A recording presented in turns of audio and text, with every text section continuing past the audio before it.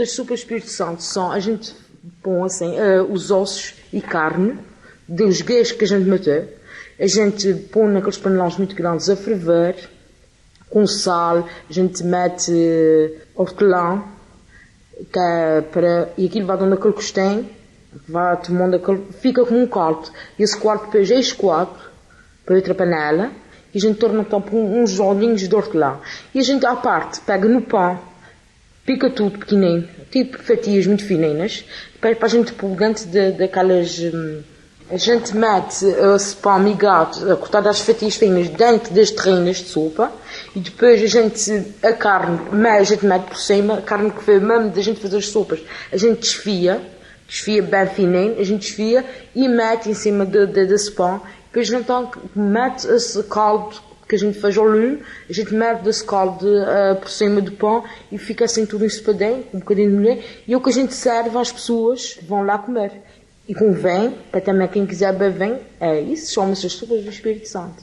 Depois as pessoas estão lá, comem, vêm bastantes pessoas, depois quando acabam de comer, a gente faz a subida dos mordomos, que é a subida dos mordomos, por exemplo, o mordomo antigo pede novo mordomo, se subir mordomos, vai para cima, se não subir, torna a fazer as festas do Espírito Santo no outro ano a seguir.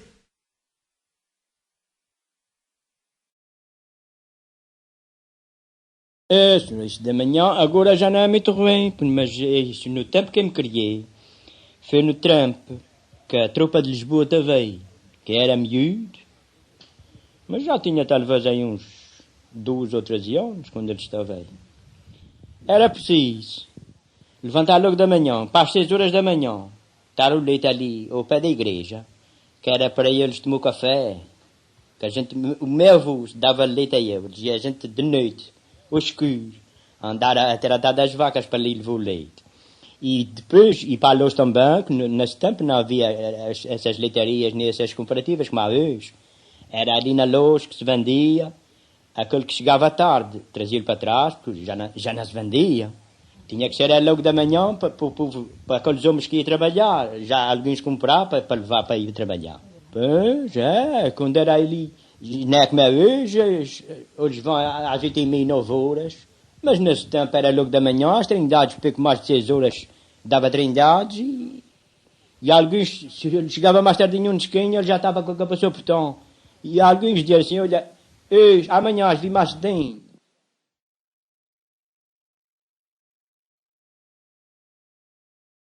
A gente semeia o milho, que a gente trata aqui de milho de baceira, a gente semeia-lhe, e depois quando ele tiver já meio grandinho, a gente desbasta-lhe, aquilo cresce muito.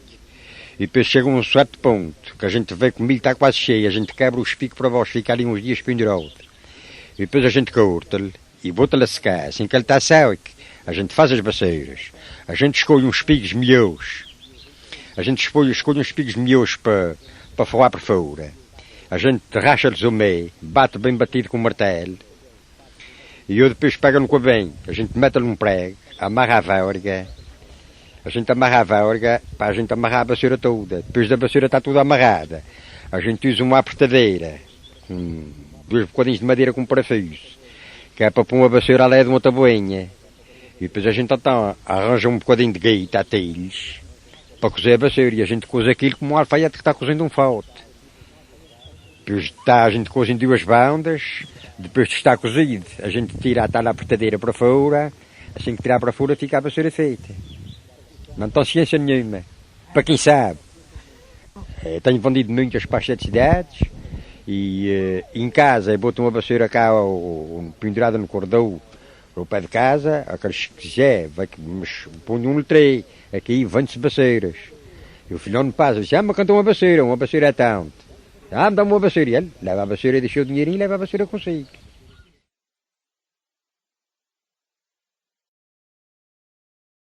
Trabalhava e tinha um teatro, trabalhava muito para fora. E aí tinha aqui 5 raparigas, às vezes deixava a farinha no alguidar e o fermento feito. Ia para o tear mais uma, ficava as outras 4 a cozer. Meio-dia estava pão cozido, feijão assado e batatas doces assadas. E ela se chamava, mamãe que venha comer. E eu dizia-lhe tanta voz, eu não sei tirar, porque isso sai, não entre. Vocês que é de Brava à Tóboa, vocês que me vão trazer comida aqui. E eu comia ali. Porque sabia, se saía, não podia entrar. Porque era o seguro a correr. Para mim, a voz. É um serviço muito pesado, muito que de si, muito que passei para criar os meus filhos. O meu homem chegou no princípio. Ele dava era dias a cortar trigo, a cobrir casas. Ele fazia cestos, ele fazia cereais, ele fazia sebes de cores, fazia-se as cestos de madrugada, antes de ir dar o dia. E eu ia poutear, para não fazer muita bilha, fazia canelas. Fazia canelas para de dia trabalhar. No tempo de milho, ele amarrava alguns 50 ou 60 mãos de milho antes de ir dar o dia. Veja lá, senhora, se não se trabalhava naquele tempo. Trabalhava-se muito, muito que passei.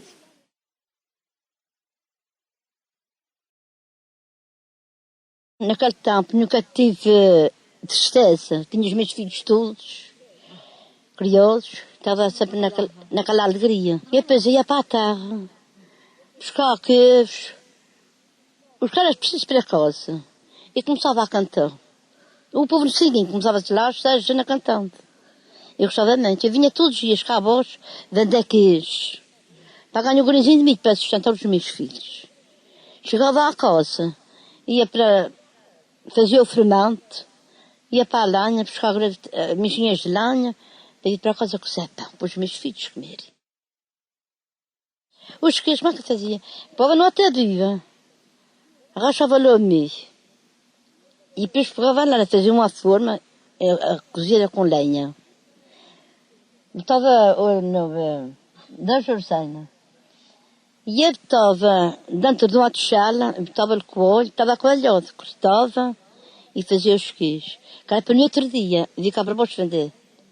Era de cobras. Mas tinha aqui em que dizer, eu estava cheio de um leite de vaca nesses queijos, mas eu acho que conheço. Mas já tinha de cobra, mas era de uma vaca que estava leite com leite de cobra. E eu fazia meio para baixo. Eu sei que estava com um leite de vaca, mas eu não me importa.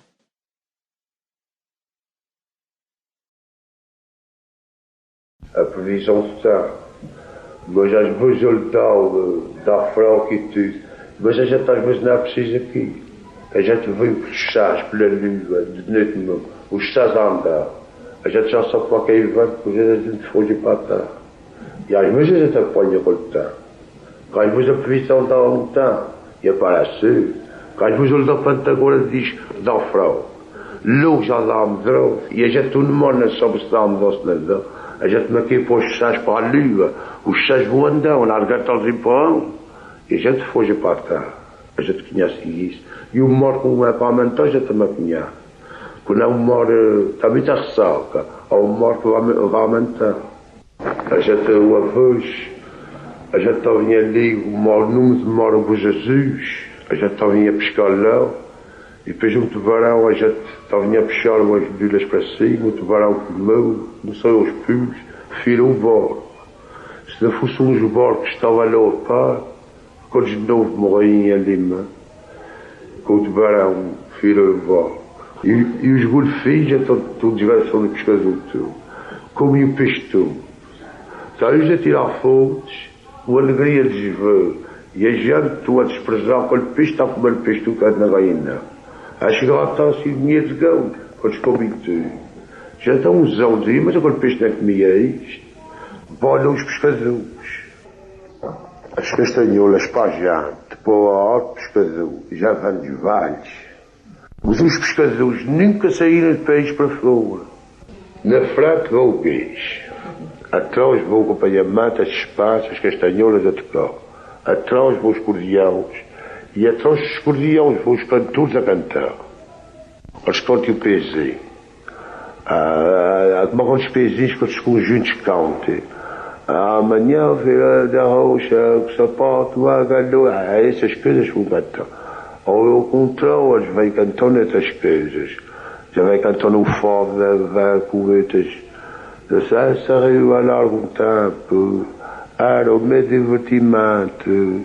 Agora posso por ela como o louroso tempo. É isso que eles cantam.